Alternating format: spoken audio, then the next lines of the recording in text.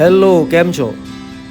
મારે હમણાં પરિયેજ વેટલેન્ડ એટલે કે પરિયેજ નામના ગામની બાજુમાં આવેલા એ પક્ષીના અભયારણ્યમાં જવાનું થયું. જ્યારે ખેડા હાઈવેથી માતર તરફ જવાના રસ્તા પર અમે હતા ત્યારે રસ્તામાં કેટલાક ઝાડ ઉપર મેં સાડીઓ લટકાવેલી જોઈ. એટલે મેં મારું વાહન ઊભું રાખ્યું અને કુતૂહલવશ જાણકારી મેળવી કે આ સાડીઓ લટકે છે શેની. તો ત્યાં એક નાનું મંદિર હતું. વાહનમાંથી નીચે ઉતર્યો અને પછી એ મંદિરમાં જવા માટે મેં પ્રયત્ન કર્યો. જ્યારે મંદિરમાં ગયો ત્યારે મંદિરની અંદર એક ભાઈ પૂજા કરી રહ્યા હતા. એટલે મેં તેમની પાસેથી જાણકારી મેળવી. કયું? ચુડેલ માતા. ચુડેલ માતાનું મંદિર. લીંબાસીનું. લીંબાસી ખેડા જિલ્લામાં માતરનું. અચ્છા. આ માતાજી પ્રખ્યાત છે, જાગૃત થયેલા છે માતાજી. અહીંયા બધી માનતાઓ પૂરી થાય એટલે સાડી માતાજીને ચડાવવામાં આવે છે. નારિયેલ, ચુંદડી, પ્રસાદ, સાડી બધું લોકો ચડાવે છે શ્રદ્ધા ઉપર. જેની બાધા પૂરી થાય એ ચડાવે છે. તો તમે એના પૂજારી છો? પૂજારી સેવાઓનું પૂજા. અચ્છા, સરસ. અખંડ જ્યોત છે માતાજીનું. દીવા પણ ત્રણ માતાજી. ત્રણ કયા માતાજી છે એમાં? મેલડી માતા છે, ઝોપડી માતા અને ચુડેલ માતા. અને મેલડી માતા, ઝોપડી માતા અને ચુડેલ માતા. ચુડેલ માતા. બાજુમાં દાદાનું મંદિર છે.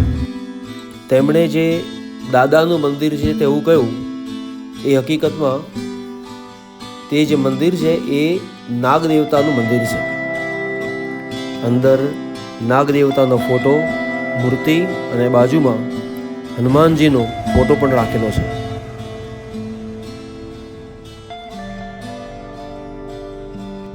આ જે માતાજી છે મેલડી માતા છે. અચ્છા, ઉગતા પહોરના મેલડી માતા. તો ઉગતા પહોરના એટલે શું? જે ઉગતા પહોરે સૂરજની ખરી માતા. હા, અચ્છા, ઉગતા સૂરજના માતા છે. એક સુંદર ત્રિશૂળ છે જેને મંદિરની આગળ ઊભું રોપવામાં આવેલું છે. પર મોરના પીછા લગાવેલા છે. આ ત્રણ નાના મંદિરમાં પહેલું જે મંદિર છે તે ચુડેલ માતાનું, બીજું ઝોપડી માતાનું અને ત્રીજું સિકોતેર માતાનું.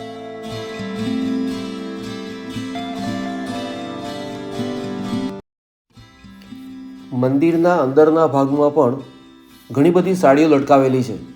એવું લાગે કે તમે કોઈ મંડપની અંદર બેઠેલા હો. તે ઉપરાંત આ સાડીઓની બાજુમાં કેટલીક બંગડીઓના ઝુમખા પણ લટકાવેલા છે. લોકો અહીંયા શ્રદ્ધાપૂર્વક માન્યતા માને છે અને એવી પ્રાર્થના કરે કે હે માં, જો મારું અમુક કામ થશે તો હું આપને સાડી અર્પણ કરીશ, અથવા નારિયેળ અર્પણ કરીશ, અથવા ચૂડીઓ એટલે કે બંગડીઓ અર્પણ કરીશ. આવી બાધા રાખે એટલે કે પોતાની મનોકામના પૂર્ણ થાય તો પછી અહીંયા એ પોતાની શ્રદ્ધા પ્રમાણે અથવા પોતાની માન્યતા પ્રમાણે માતાજીને અર્પણ કરે છે. એટલે કે અહીંયા જે દેખાય છે તે સાડીઓ કે પછી શ્રીફળ કે બંગડીઓ તે બધા જ ફળીભૂત થયેલી શ્રદ્ધાના પ્રતીકો છે.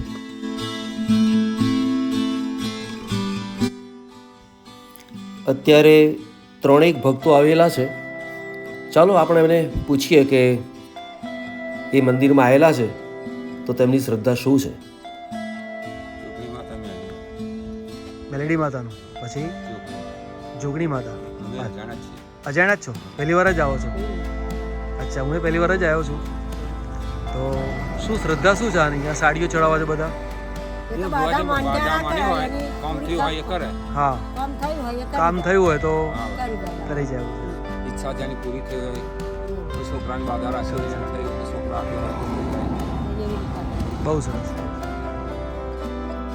મંદિરમાં દર્શન કરી પાછા ફર્યા અમદાવાદ તરફ. બપોરનો સમય થઈ ગયો હતો, ભૂખ પણ લાગી હતી. એટલે એવું થયું કે ક્યાંક રેસ્ટોરન્ટ મળી જાય તો સારું. અને રસ્તા પર આ એક જગ્યા મળી તો ત્યાં અમે ઊભા રહ્યા. અહીં આવીને જોયું તો એક તરફ તો લીલા લીલા મરચાં કપાતા હતા, બીજી બાજુ પાછા ભજીયા બનતા હતા, એક બાજુ ચા બનતી હતી. પછી ભજીયાનો ઓર્ડર આપ્યો, ચાનો ઓર્ડર આપ્યો, પણ પાછું ચેક કરી લીધું કે ભાઈ ભજીયા છે તો કેવા. પણ ટેસ્ટ કર્યા પછી લાગ્યું કે સારા છે, તો પછી ભજીયાનો ઓર્ડર આપ્યો, ચાનો ઓર્ડર આપ્યો, અને અમારા હિતેશભાઈ છે એમણે ભજીયાને બરાબર ચાખી લીધા.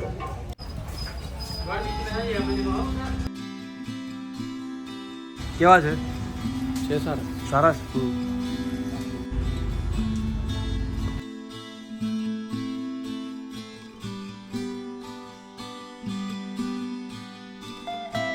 આ એક ફેમિલી છે જેણે રિક્ષા કરી. રિક્ષામાં બેઠા એટલે એક બીજા ભાઈ આવ્યા અને એમની સાથે બોલાબોલી કરતા હતા કે તમે આમની રિક્ષામાં કેમ બેઠા, અમારી રિક્ષામાં કેમ ના બેઠા. અંદર બેસનારા જે હતા એમને કંઈ સાંભળ્યું નહીં. એ ચાલી નીકળ્યા એમના ઘર તરફ અને અમે ચાલી નીકળ્યા અમદાવાદ. ચાલો તારે નીકળીએ છીએ અમદાવાદ તરફ. જય માતાજી. અને જો વિડીયો ગમ્યો હોય તો લાઈક કરજો, શેર કરજો, સબસ્ક્રાઈબ તમે કરવી જશે. અને શ્રદ્ધા અને અનુકૂળતા હોય માતાજીના દર્શને આવજો. ચલો તારે જય માતાજી, આવજો, તમારું કલ્યાણ થાય.